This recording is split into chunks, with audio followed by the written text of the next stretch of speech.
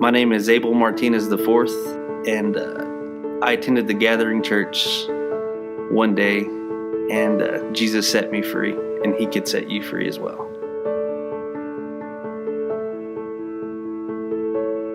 First time I came to the Gathering, I came by myself. It was cold. I sat in the back row. Actually, it's right behind me, the seat I sat in. I was extremely hungover because I had drank the night before, and just God had been calling me, and I knew I had to get to church. So I decided to come to church, and little did I know that that day that I came to church was going to forever change my life. I personally probably hit rock bottom. I was down and out. I've given everything else a try. I tried self-help books. I read the 4 Agreements, Art of War, all that stuff that they tell you to read, and it didn't help.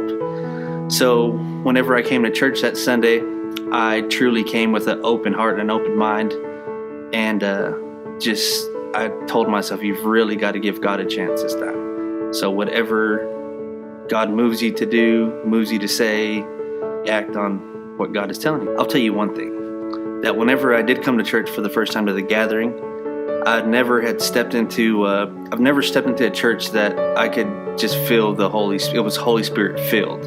It was an electricity going through the room, and I felt it. And whenever I felt that, I knew that I was, one, in the right place, and 2, experiencing something I had never in my life experienced. When Pastor Holt had mentioned the 21-day of prayer fast that we were doing, for me personally, I gravitated towards it because I probably do best under pressure and when I'm challenged, and that's what I kind of took it as at first.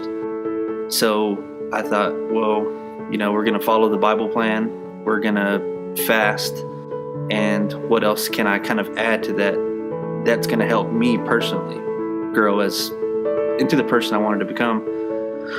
So that wasn't hard for me to decide on what to let go, and I decided, okay, I'm not going to drink alcohol for 21 days and see what it does.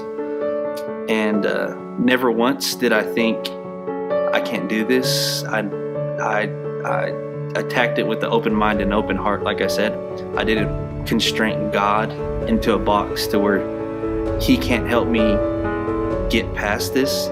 It wasn't even necessarily a thought of being alcohol free forever. That's what it turned into. And I believe it turned into that, morphed into that, because I found my purpose. I realized who I was in God's eyes, and I accepted it. I surrendered and I accepted my calling. So yeah. So how many days? If I had my telephone, I could tell you, but it is probably upwards of 700 days. 2 years for sure. 2 years of sobriety.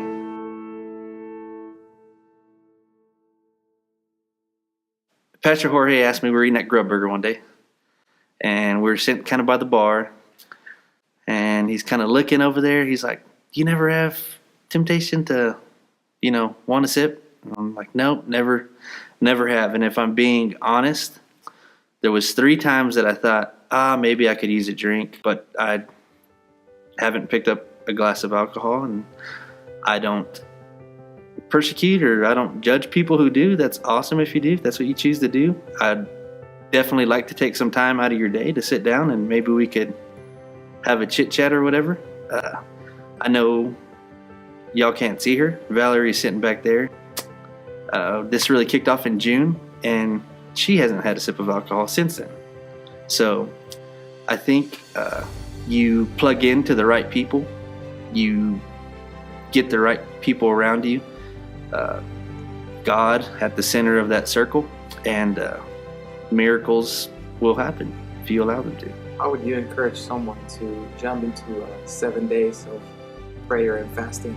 I would say jump in feet first. Don't take too much thought about what you're fixing to do, and find someone else who's participating in the 7 days of prayer, and just have an accountability partner. Really read the Bible plan that you're doing.